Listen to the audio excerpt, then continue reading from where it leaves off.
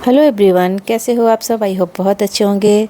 सभी को मेरा नमस्कार। एक बार फिर से बहुत बहुत वेलकम है मेरे टेरेस गार्डन में। तो फ्रेंड्स, मैंने अपने छत पे छोटा सा अपना टेरेस गार्डन बना के रखा है, जिसको मैं खुद देखती हूँ और मुझे गार्डनिंग काफ़ी पसंद है। तो फ्रेंड्स, मेरी तरह अगर आप लोग भी गार्डनिंग करना चाहते हैं तो आप भी शुरू करिए और इन सर्दियों से बहुत सारी सब्जियाँ अपने गार्डन में लगाइए, क्योंकि बहुत ज़्यादा मेहनत तो नहीं करनी पड़ती। हाँ, थोड़ी सी मेहनत करके खूब सारी ऑर्गेनिक सब्जियां आप अपने टेरेस गार्डन में उगा सकते हो। तो चलिए फ्रेंड्स, कुछ आप लोगों के सवाल हैं तो उसको भी मैं बताती हूँ, उसका आंसर भी देती हूँ और साथ साथ में बहुत सारी चीज़ें बताती भी चलूँगी। तो सबसे पहले देखिए, मैं कंपोस्ट आज कुछ बनाने वाली हूँ और आप लोगों को बताने वाली हूँ।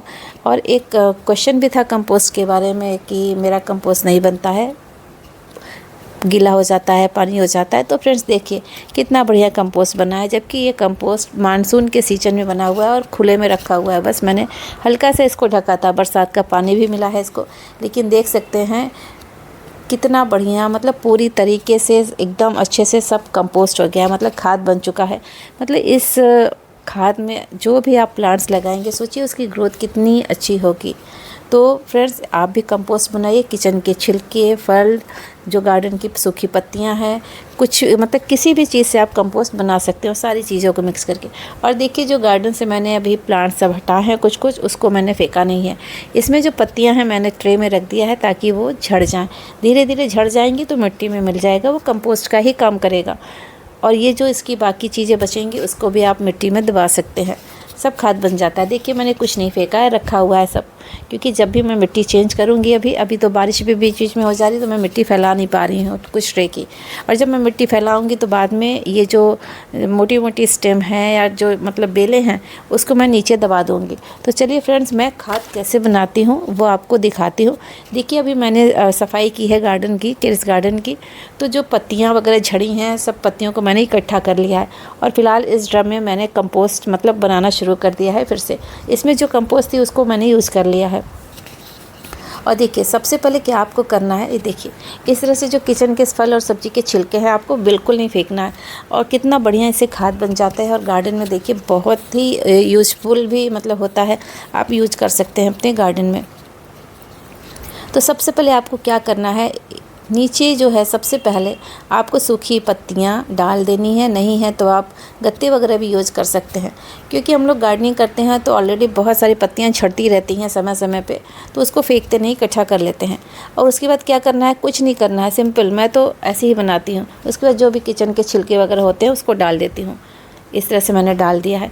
उसके बाद अगर आपके पास मिट्टी है तो मिट्टी डाल दीजिए, नहीं तो आप पत्तियाँ वगैरह दोबारा से डाल सकते हैं।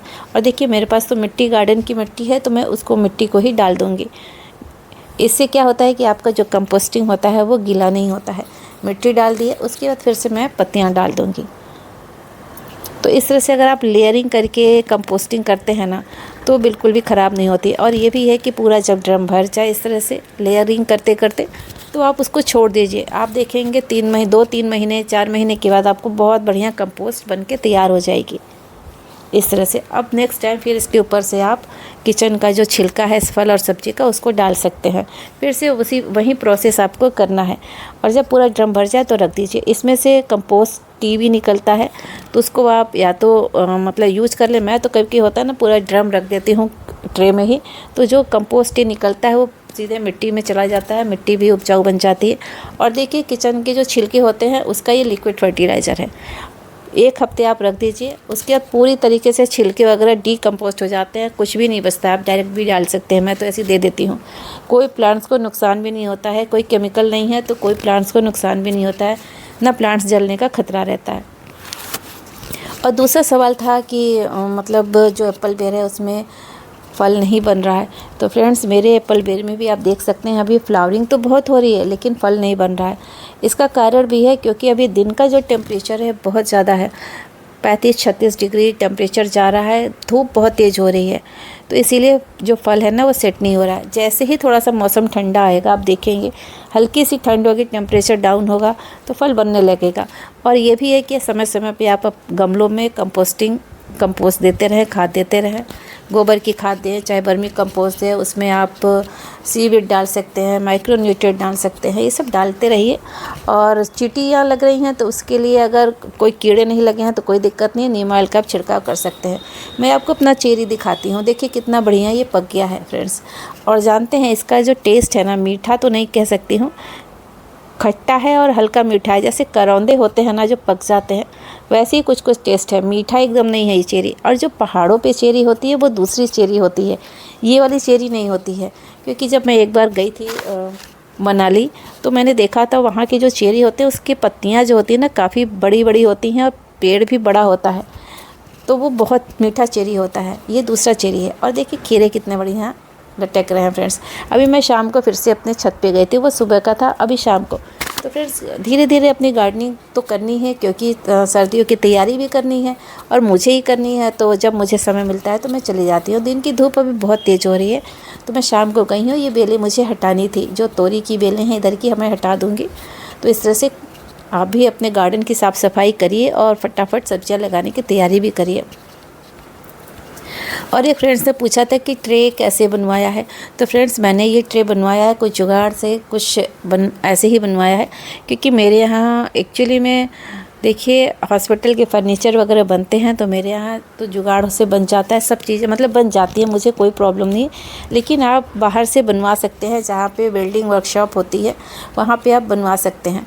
और देखिए मैं तोरी को भी तोड़ लेती हूँ। कुछ कुछ तोरियाँ मेरी देखिए इस तरह से लग रही हैं। अभी कुछ प्लांट्स मेरे पास बचे हैं, कुछ ख़राब हो गए, तो जब फल रही हैं तो मैंने इसको हटाया नहीं है। एक फ्रेंड्स ने पूछा सेब में कौन सा फर्टिलाइज़र दिया, तो फ्रेंड्स जो आपने वीडियो देखा वो लास्ट ईयर का था। तो देखिए मुझे तो याद नहीं मैंने कौन सा फर्टिलाइज़र दिया। हाँ, अपने सेब में आप गोबर की खाद, vermicompost, kitchen waste compost, liquid fertiliser ये सब दे सकते हैं। तो इस तरह से आपका सेम का प्लांट भी खूब अच्छे से फ्रूटिंग करेगा। और अगर आप अभी तक सेम नहीं लगाए हैं तो ज़रूर लगाएं फ्रेंड्स, क्योंकि सेम एक ऐसा प्लांट है जो बहुत काफ़ी मतलब दिन तक फ्रूटिंग करता है। एक परमानेंट टाइप का, परमानेंट तो प्लांट मैं नहीं कर सकती हूँ, लेकिन सर्दियों से अच्छी फ्रूटिंग करता है और आपको बराबर सेम की हार्वेस्टिंग मिलती रहती है। और देखिए ये पत्थर चट्टा है, इसमें मीठा नीम है, मुझे सब लगाना, ये अपने आप से सब निकला हुआ है फ्रेंड्स इस क्यारी में, मतलब फ्री के प्लांट है समझिए। मैंने तो नहीं लगाया, लेकिन मैं इसको सब ट्रांसफर, और ये कड़वा नीम, मीठा नीम, कड़वा नीम सब एक साथ निकले हुए हैं और सबको लगाना है। ट्रे भी खाली करनी है फ्रेंड्स। तो बस आज मैंने अपने छत पे यही सब किया है। और छत पे जाओ तो बहुत सारे छोटे छोटे काम होते हैं जो सबकी वीडियो नहीं बन सकती है और पॉसिबल भी नहीं है सब चीज़ें दिखाना। तो फ्रेंड्स देखिए कैसी लगी मेरी गार्डनिंग आज की। अगर अच्छी लगी हो तो वीडियो को लाइक करें फ्रेंड्स, चैनल को सब्सक्राइब करें।